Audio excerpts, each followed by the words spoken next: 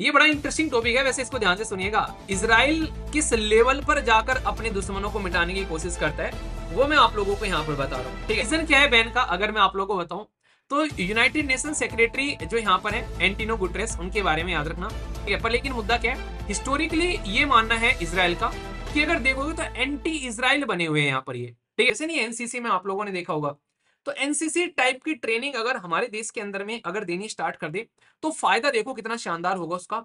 Self defence सीख सकेगा, कल को चलकर कहीं ना कहीं अपने आप को एक कॉन्फिडेंस में बंदा रख पाएगा यहाँ पर।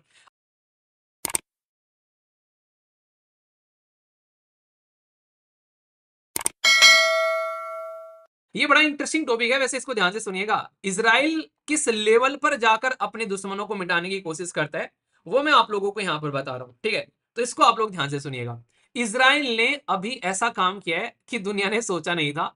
यूएन के जो चीफ है ना भाई साहब, यूएन का जो मुखिया है एंटिनो गुटरेस, भाई उसको बैन कर दिया कि तू हमारे देश के अंदर में एंट्री नहीं कर पाएगा। तो ये इसराइल ने क्यों किया है? इसराइल का ये मानना है कि एंटिनो जो गुटरेस है वो सही आदमी नहीं है। ठीक है, वो हमारा साथ नहीं देता है, और वो जो है वो भाई साहब कहीं ना कहीं जो साथ देता है वो देता है ईरान का साथ। तो इन्होंने ये बातें यहाँ पर की और ये टॉपिक जो है काफी डिबेट और डिस्कशन में रहा कि ऐसा कैसे कर सकते हो यहाँ पर।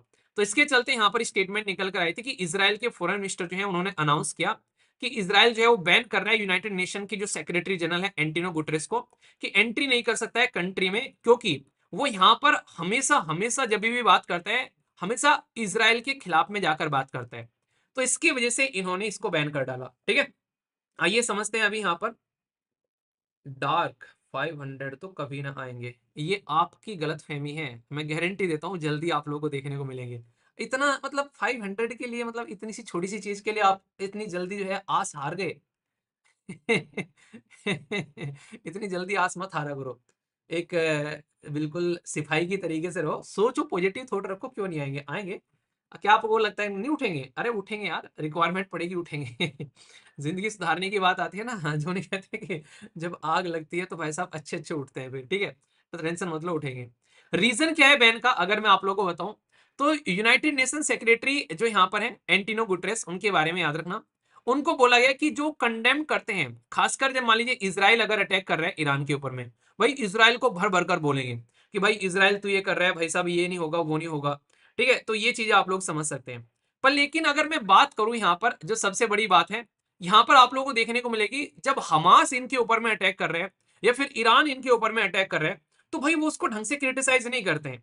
ठीक है, तो ये आप लोग यहाँ पर देखकर चलिए, आप लोग जो सबसे बड़ी बात है। ठीक है, तो सबसे एक इंपॉर्टेंट बात जो आप लोगों को बताता हूं मैं, ये आप लोग ध्यान रखिएगा, ये सबसे इंटरेस्टिंग है, खासकर जो इसराइल यहां पर बोल रहे हैं कि उन्होंने हमारे ऊपर में अटैक किया 7 अक्टूबर को, और यहां पर 1200 के करीब इसराइल मारे गए। भाई साहब इन्होंने जो क्रिटिसाइज किया एंटिनो गुटरेस ने, उन्होंने बस छोटी सी स्टेटमेंट दे दी कि हमास ने गलत किया है। पर लेकिन जब हमने मारना स्टार्ट किया इनको, तो भाई ये चिल्ला चिल्ला कर डेली कि भाई बेगुनाह को मार दिया और ये कर दिया वो कर दिया, पता नहीं क्या क्या बोल दिया यहाँ पर। तो यहाँ पर यूएन और जो गुटरेस की जो स्टेटमेंट है यहाँ पर, हमारे लिए तो भाई साहब हजारों बार ये बोल देते हैं, हमास के एक्शन को लेकर भाई साहब इनके मुंह से शब्द ही नहीं निकलते हैं। तो इस तरीके की बात है कि तुम्हारा बच्चा ऐसा लगता है कि सबसे प्यारा है और दूसरों का बच्चा जो है वो आप लोगों को अजब तरीके का देखने को मिलेगा, तो ये कंडीशन है। तो इसी के चलते यहाँ पर ये बात आप लोग समझ सकते हैं। कहीं ना कहीं जो आप लोग को ध्यान रखने वाली है कि भाई तुम जो हो एक ऐसी पोस्ट पर बैठे हो जहां पर तुमको न्यूट्रल रहना है। ऐसा नहीं कि तुम भाई साहब किसी से दिल लगा के बैठ गए हो, दिल लगा के बैठोगे तो कैसे काम करोगे? तो दिल लगाने वाली बात यहाँ पर होनी चाहिए। गुटरेस साहब जो है वो यहाँ पर इस तरीके से बोल रहे हैं कि भाई हमने तो काम किया है भाई साहब, ऐसा नहीं है। जब जब कॉन्फ्लिक्ट हुआ है ईरान के खिलाफ भी इसराइल के खिलाफ भी, हमने तो सीज फायर की भी बात की है यहाँ पर। ठीक है, पर लेकिन मुद्दा क्या है, हिस्टोरिकली ये मानना है इसराइल का कि अगर देखोगे तो एंटी इसराइल बने हुए हैं यहाँ पर ये। ठीक है, अगर इसराइल गवर्नमेंट के बारे में बात करें तो इसराइल ने ऐसा भी नहीं कि पहली बार किया, इन्होंने पहले भी है नहीं, मन्नू शर्मा पहले भी ऐसा हुआ है। तो यहाँ पर पहले भी ये बेसिकली मार्टिन साहब जो हैं वो बायस थे पैलेस्तीन को लेकर, तो इन्होंने उनको बैन कर दिया था। तो इसराइल ये मानता है, इसराइल की सबसे खूबसूरत बात पता है क्या लगती है मुझे? भाई ये अपने हर एक सिटीजन को ये अधिकार देते हैं, एक तरीके से ड्यूटी देते हैं, अधिकार नहीं राइट नहीं, ड्यूटी मानते हैं हर एक सिटीजन की, कि उनको आर्मी में सर्व करना है कुछ ना कुछ टाइम के लिए। मतलब मैं सोच रहा था ये, मतलब मुझे तो बड़ा अच्छा लगता, हमारे देश का हर एक यूथ है ना, उनको ये एक तरीके से मैंडेटरी कर देना चाहिए। एटलीस्ट जो यूथ है उसकी जो एज है, खासकर अगर मैं बात करूं 18 से लेके 20 के बीच में, कम से कम ये किया जा सकता है, या फिर 19 20 से, मतलब 19-20 में, या फिर मतलब इतना कर सकते हैं, फिर 20-21 तक हम लोग कर सकते हैं यहाँ पर। मतलब एट लीस्ट 2 साल अगर किसी बच्चे को आर्मी में जाना मतलब कंपलसरी कर दिया जाए, इससे फायदा क्या होगा? एक तो बच्चा जो है वो डिसिप्लिन में आ जाएगा। आप लोग सोच के देखो, डिसिप्लिन में आ जाएगा, उसको देश के लिए एक नेशनैलिटी की फीलिंग आना स्टार्ट हो जाएगी। उसको वहां पर वो सारी एक तरीके से अपने देश के बारे में चीजें बतानी चाहिए कि किस तरीके से हमारा देश आजाद हुआ, कैसे कैसे हमारे देश के जो सिपाही है, हमारी आर्मी है, उनका कॉन्ट्रीब्यूशन रहा। तो एक ट्रेनिंग मिल जाएगी कल को चलकर, कोई एक तरीके सेल्फ डिफेंस की ट्रेनिंग दी जाए। मैं तो ये कहता हूँ लड़कियों को भी यहाँ पर ये मिलना चाहिए। तो पर लेकिन इतना बड़ा स्टेब्लिशमेंट करना वो आसान नहीं होगा, कहीं ना कहीं आप लोग ऐसा समझ सकते हैं। तो यहाँ पर ये एक ऐसी चीज हो जाएगी, अगर हम लोग 2 साल तक आर्मी की ट्रेनिंग लेकर आ रहे हैं, जैसे नहीं एनसीसी में आप लोगों ने देखा होगा, तो एनसीसी टाइप की ट्रेनिंग अगर हमारे देश के अंदर में अगर देनी स्टार्ट कर दे, तो फायदा देखो कितना शानदार होगा उसका। सेल्फ डिफेंस सीख सकेगा कल को चलकर, कहीं ना कहीं अपने आप को एक कॉन्फिडेंस में बंदा रख पाएगा यहाँ पर, अपने देश के लिए नेशनलिज्म की फीलिंग आएगी, अपनी आर्मी अपने देश के लिए चीजों को रिसोर्सेज को ढंग से इस्तेमाल करना उसको सिखाया जाए, तो ये बहुत ही एक प्यारी चीज निकल कर सामने आएगी। कई सारे देश ऐसा कर रहे हैं, तो एक अच्छा तरीका है अगर हम लोग ऐसा करना स्टार्ट कर दें, मैंडेटरी कर दें कि 12th के बाद में आप लोग को ये कंपलसरी कर दिया जाए।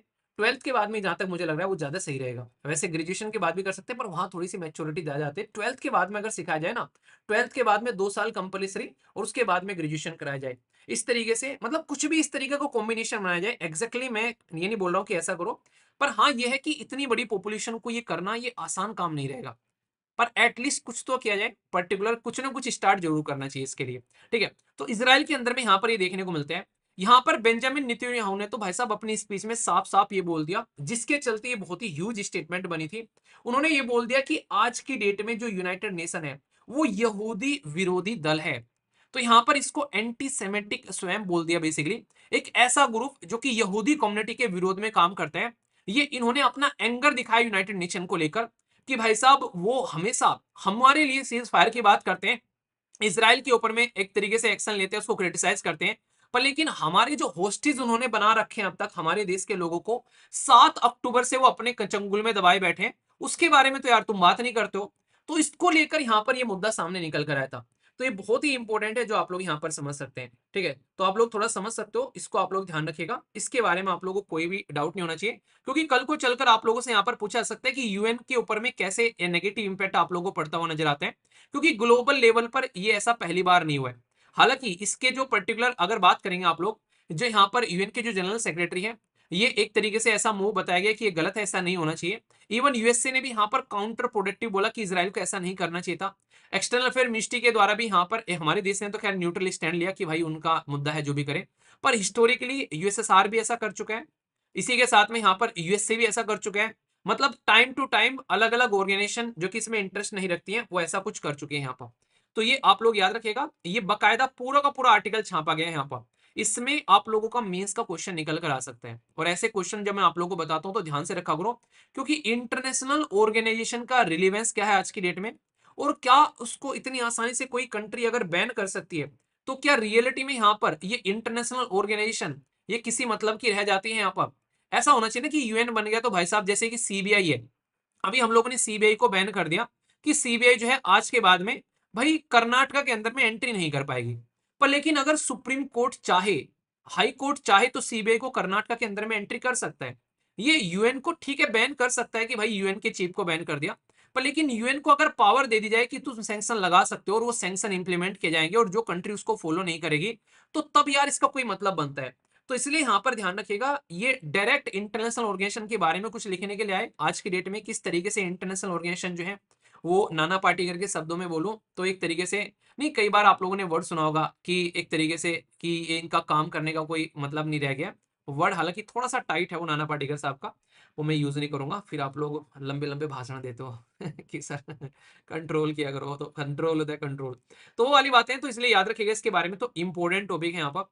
और सबसे बड़ी बात क्या है, ये टॉपिक जो है ये बकायदा डिबेट और डिस्कशन में रहा काफी लंबे समय से, तो इसलिए मेंस के पॉइंट ऑफ से ज्यादा है यहाँ पर। और ये इंटरव्यू में भी क्वेश्चन आप लोगों से पूछा जा सकता है कि क्या इस तरीके से इंटरनेशनल ऑर्गेनाइजेशन को बैन करना किसी कंट्री को अलाउ होना चाहिए इस तरीके से। अगर इंटरनेशनल ऑर्गेनाइजेशन के अंदर में हम लोग डेमोक्रेटिक सिस्टम स्टेब्लिश कर दें, तो वहां पर डेमोक्रेटिक तौर पर वहां पर वोटिंग के थ्रू यहाँ पर अगर कोई काम करा जाए तो समझ में आता है। तो इसलिए उनको और ज़्यादा प्रोडक्टिव हम लोग यहाँ पर बना सकते हैं, ठीक है? तो इसलिए इंपॉर्टेंट आर्टिकल है, ध्यान से रखिएगा इसे। आप लोगों को कई बार ये लगता है कि भाई साहब ये जो आर्टिकल है आप लोग किस तरीके से यूज करेंगे, पर लेकिन जब रियलिटी में आप लोग लिखना स्टार्ट करेंगे तो आप लोग को इनकी इंपॉर्टेंस भी समझ में आएगी। तो इसलिए ध्यान से समझकर इस तरीके के आर्टिकल को आप लोगों को चलना है, ठीक है?